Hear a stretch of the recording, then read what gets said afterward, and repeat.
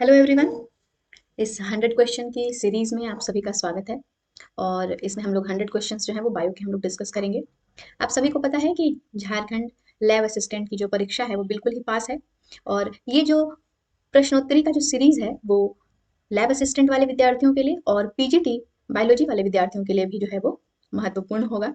तो आप इस वीडियो को पूरा देखें, ये आपके एग्जाम में बहुत ही कारगर साबित होने वाला है। चलिए पहले प्रश्न से शुरुआत करते हैं। पहला प्रश्न है, any process that results in the integration of new combinations of genes together in a single cell is. यानी कि एक प्रक्रिया जिसका नतीजा है जीन्स के नए संयुगों का एकल कोशिका में समाकलन, और वह है तो क्या है? ऑप्शन है आपके पास genetic recombination, fusion, genetic fission, allelotyping. देखिए आपको आंसर पे ध्यान नहीं देना है। आंसर हालांकि वहां पे लिखा है पर आपको आंसर पे बिल्कुल ध्यान नहीं देना है। और ये जो सीरीज है वो मैं बहुत ही अच्छे से मतलब लेके आई हूँ आपके लिए, ताकि आपको कठिनाई ना हो। और जिन बच्चों को जल्दी में मतलब देखना है, क्वेश्चन के रिविजन करने हैं, तो वो है जो स्पीड में इसको देख सकते हैं। ठीक है, लेकिन ज्यादा बेहतर यही होगा कि आप क्वेश्चन पढ़ें और खुद से आंसर करें।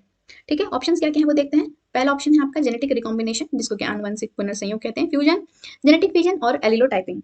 तो आपको पता है कि जेनेटिक रिकॉम्बिनेशन जो होता है वो क्या होता है? फिजिकल ब्रेकेज होता है, एक्सचेंज होता है, और फिर क्या होता है, टू जो डीएनए मॉलिक्यूल्स होंगी उनकी क्या होगी? रीज्वाइनिंग होगी। ठीक है, तो इससे पता चल रहा है कि यही ऑप्शन जो है वो क्या है? करेक्ट है। और जेनेटिक रिकॉम्बिनेशन में तीन मेथड्स होते हैं। पहला होता है ट्रांसडक्शन, ट्रांसफॉर्मेशन होता है, और फिर क्या होता है? कॉन्जुगेशन। यानी कि ट्रांसडक्शन, ट्रांसफॉर्मेशन और कॉन्जुगेशन जो है वो तीन रिकॉम्बिनेशन स्ट्रेटेजीज हैं, जो किसके द्वारा यूज किए जाते हैं? बैक्टीरिया के द्वारा यूज किए जाते हैं। हम लोग प्रोकैरियोट्स भी बोल सकते हैं। क्यों? तो अपने जेनेटिक वेराइटी को इंक्रीज करने के लिए। ठीक है, चलिए अब हम लोग आते हैं दूसरे प्रश्न पर। दूसरा प्रश्न क्या है कि planula larva occurs in the life of, यानी कि प्लेन्यूला लार्वा जो है वो किसके जीवन चक्र में बनता है? ठीक है, ऑप्शंस है हाइड्रा, ओबेलिया, कॉम्ब जेलीज या इकाइनोकोकस। ठीक है, तो आपको पता है कि प्लेन्यूला जो होता है वो क्या है? फ्री स्विमिंग होता है, फ्लैटेंड होता है, सिलिएटेड होता है और बाइलेटरली सिमेट्रिकल लार्वा होता है। ठीक है, बाइलेटरी सिमेट्रिकल लार्वल फॉर्म में होता है। ठीक है, और कि किस में होता है? तो नाइडेरियन स्पेसिस में होता है और कुछ टीनोफोर्स में होता है। तो इसमें कौन है? तो ये ओबेलिया जो है वो क्या होगा? आपका राइट आंसर हो जाएगा। ठीक है, चलिए अब हम लोग आते हैं तीसरे प्रश्न पर। तीसरा प्रश्न क्या है? थर्ड क्वेश्चन है, which one is the most primitive mollusc? कौन सा जो है वो सर्वाधिक आदिम मलस्क है? ठीक है, कौन सा जो है वो सर्वाधिक आदिम मलस्क है? आपके पास ऑप्शंस हैं काइटन, डेंटेलियम, नियोपिलाइना और पटेला। ठीक है, इसका करेक्ट आंसर है ऑप्शन नंबर सी, नियोपिलाइना।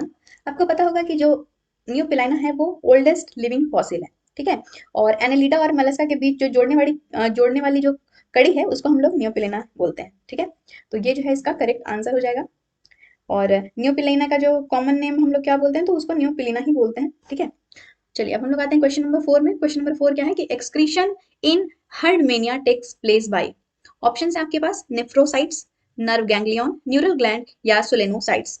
ठीक है, करेक्ट आंसर है आपका option number C, neural gland. ठीक है, तो जो नेफ्रोसाइट सेल्स होती हैं ब्लड की, वो क्या कलेक्ट करती हैं? तो वेस्ट पार्टिकल्स कलेक्ट करती हैं। मेनली क्या कलेक्ट करती हैं? तो जैंथीन और यूरेट्स। ठीक है, और आपको पता होगा कि न्यूरल ग्लैंड जो है वो the neural glands also secretes what? A hormone which aids in oviposition and metamorphosis also. ठीक है, तो इसका करेक्ट आंसर क्या है? न्यूरल ग्लैंड है। और इसके जो और भी फंक्शंस हैं वो आपको मैंने बता दिया। चलिए हम लोग क्वेश्चन नंबर 5 में आते हैं। क्वेश्चन नंबर 5 है कि DNA sequences which can change their positions are called. Okay, options हैं आपके पास, एक्सॉन्स हैं, इंट्रॉन्स हैं, ट्रांसपोजोन्स है और सिस्ट्रॉन्स है। ठीक है, इसका जो करेक्ट आंसर है वो है option number C, transposons. The correct answer is transposons, and DNA transposons can be used to introduce a piece of foreign DNA into a what? Genome. ठीक है, then right answer is transposons. Now next question, Java man was discovered by, जावा मानव की खोज की थी किसने? तो Eugene due बायस ने की थी। Option number B is the correct answer. अब हम लोग आते हैं क्वेश्चन नंबर 7 में। Iron is not found in haemoglobin में, हेमोसाइनिन में, निसल्स ग्रेनुल्स में या हेमोसाइनिन और निसल्स ग्रेनुल्स दोनों में? Then answer would be option number D, both B and C. यानी कि हेमोसाइनिन और निसल्स ग्रेनुल्स दोनों में जो है वो आयरन नहीं पाया जाता है। और आपको हेमोग्लोबिन के बारे में तो पता ही होगा कि उसमें आयरन पाया जाता है। ठीक है, क्वेश्चन नंबर 8 देखते हैं। Which one of the following parts is injured if memory of a man weakens? यानी कि निम्न में से कौन सा जो हिस्सा है वो क्षतिग्रस्त हो जाने से मनुष्य की याददाश्त जो है वो कमजोर हो जाएगी? ठीक है, मेड्यूला, सेरिबेलम, सेरिब्रम या हाइपोथैलेमस। तो इसका करेक्ट आंसर होगा सेरिब्रम। ठीक है, आपको पता होगा कि जो सेरिब्रम है वो लार्जेस्ट पार्ट है ब्रेन का, और सेरिब्रम क्या करता है, तो मूवमेंट को इनिशिएट करता है और कोऑर्डिनेट करता है, और टेम्परेचर को भी जो है वो रेगुलेट करता है। ठीक है, तो ये आपको पता होना चाहिए बिल्कुल भी। और सेरिब्रम जो है वो क्या करता है, और क्या क्या फंक्शंस हैं इसके, तो ये मसल फंक्शन को भी क्या करता है, कंट्रोल करता है। हमारे स्पीच को, थॉट्स को, इमोशंस को, रीडिंग को, राइटिंग को, लर्निंग को क्या करता है, ये कंट्रोल करता है। ठीक है, तो यहाँ पे क्या बात करी गई थी, memory of a man weakens की बात करी गई थी। तो अगर सेरिब्रम क्षतिग्रस्त होगा, इंजर्ड होगा, तब जो है वो इस पे इफेक्ट डालेगा। ठीक है, चलिए हम लोग आते हैं क्वेश्चन नंबर 9 में। क्वेश्चन नंबर 9 है आपका, the epithelial tissue acts as a covering on the external surface of the body and on the exposed external internal and external surface of internal organs. During embryonic development, it is formed by option है ectoderm, mesoderm, endoderm या by all these। तो इसका जो correct answer है वो ectoderm हो जाएगा। ठीक है, यहाँ पे आपकी पहली बात करी गई थी कि the epithelial tissue that acts as a covering on the external surface of the body, और क्या कर रहे हैं, on the exposed internal and external surface of internal organs। और कब की बात कह रहे हैं कि एम्ब्रियोनिक डेवलपमेंट के टाइम पे, तो इट इज फॉर्म बाय किसके द्वारा होगा, तो एक्टोडर्म के द्वारा जो है वो फॉर्म होगा। चलिए हम लोग आते हैं क्वेश्चन नंबर 10 पे। In a national park protection is provided to, national park में प्रोटेक्शन किसको प्रोवाइड किया जाता है, सिर्फ फ्लोरा को, फाउना को, या बोथ फ्लोरा एंड फाउना, या फिर कंप्लीट इकोसिस्टम। तो इसका जो करेक्ट आंसर है वो होगा बोथ फ्लोरा एंड फाउना, यानी कि फ्लोरा को और फाउना दोनों को जो है वो यहाँ पे प्रोटेक्ट किया जाता है। चलिए हम लोग आते हैं क्वेश्चन नंबर 11 में। क्वेश्चन नंबर 11 है आपका कि मैक्रोमोलिक्यूल्स जो है वो इंटर करते हैं प्लाज्मा मेम्ब्रेन में।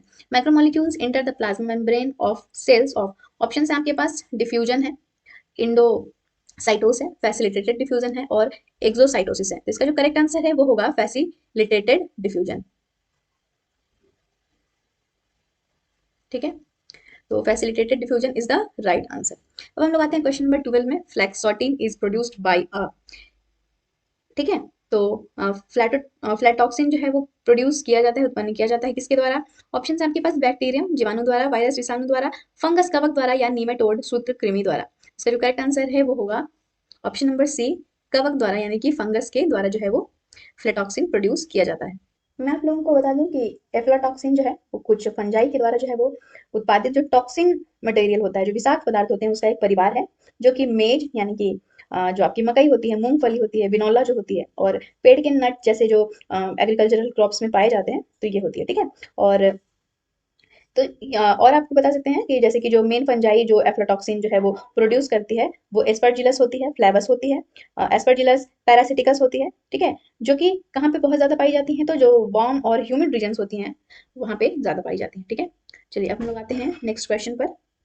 क्वेश्चन है, elaterophores are present in the capsule of, option है Riccia, Marchantia, Anthoceros and Sphagnum, Pellia and Riccardia, option number D है पुरेला एंड फ्यूनेरिया। ठीक है, तो इसका जो करेक्ट आंसर है वो हो जाएगा आपका पीलिया एंड रिकार्डिया। ठीक है, अ, इले इलेटेरोफोर्स जो है वो स्पेशलाइज्ड सेल्स होते हैं, जो कि पाए जाते हैं कहाँ पे, जो कैप्सूल वॉल होती है मॉसेस की, उसमें पाए जाते हैं। ठीक है, और ये जो सेल्स हैं वो रिस्पॉन्सिबल होती हैं कैप्सूल से स्पोर्स को इजेक्ट करने के लिए। ठीक है, इजेक्ट करने के लिए रिस्पॉन्सिबल होती हैं, और जब कैप्सूल ड्राई हो जाते हैं तो जो इलेक्ट्रोफोर्स हैं वो कॉन्ट्रैक्ट करते हैं। ठीक है, और ये क्या काउज करता है, तो ये जो कैप्सूल को स्प्लिट ओपन होने में, और फिर क्या करता है, वो स्पोर को रिलीज करता है। ठीक है, तो इसका जो करेक्ट आंसर है वो हो जाएगा Pellia and Riccardia, option number C. अब आते हैं हम लोग क्वेश्चन नंबर 14 में।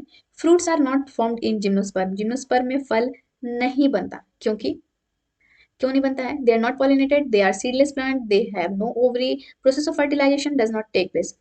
तो ये तो बहुत ही आसान सा सवाल है, they have no ovary is the right answer, इनमें कोई अंडाशय जो है वो नहीं पाया जाता। ठीक है, चलिए अब हम लोग आते हैं अगले प्रश्न पर।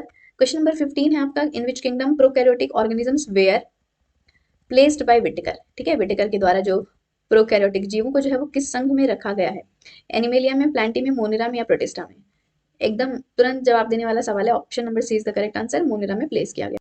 क्वेश्चन नंबर 16 है, liquid wax can be obtained from, तरल मोम प्राप्त की जा सकती है कहाँ से, ऑप्शन है यक्का ग्लिरियोसा से, थेबेटिया नेरिफोलिया से, जोजोबा से, या हेलियंस एनस से। तो इसका करेक्ट आंसर है जोजोबा से। ठीक है, क्वेश्चन नंबर 17 है, what plant part is best suited for study of mitosis, option है anther, root tip, pieces of bark, या फिर सूट अपेक्स। तो इसका करेक्ट आंसर है option number B, root tip. अब हम लोग आते हैं नेक्स्ट क्वेश्चन पर। नेक्स्ट क्वेश्चन है question number 18, diffusion pressure deficit of a fully turgid cell is equal to, option हैं zero, turgor pressure of the cell, osmotic pressure of the cell, या product of turgor and osmotic pressure of the cell. इसका correct answer हो जाएगा zero. Question number 19 है, इसमें हम लोग अभी 20 क्वेश्चन डिस्कस करेंगे और आगे आने वाली सीरीज में जो वो हम लोग 100 क्वेश्चन डिस्कस कर लेंगे, ठीक है, मतलब 20-20 करके। चलिए, क्वेश्चन नंबर 19 है, in an article on ecosystem the following subtitles where used, which one of them do you think is incorrect? Cycling of minerals, cycling of energy, components of ecosystem, या फिर पिरामिड ऑफ इकोसिस्टम। तो इसका correct answer हो जाएगा cycling of energy, ठीक है। Question number 20 है, which of the following is an insecticide of plant origin? निम्न में कौन जो है वो कीटनाशी पौधों से प्राप्त की जाती है?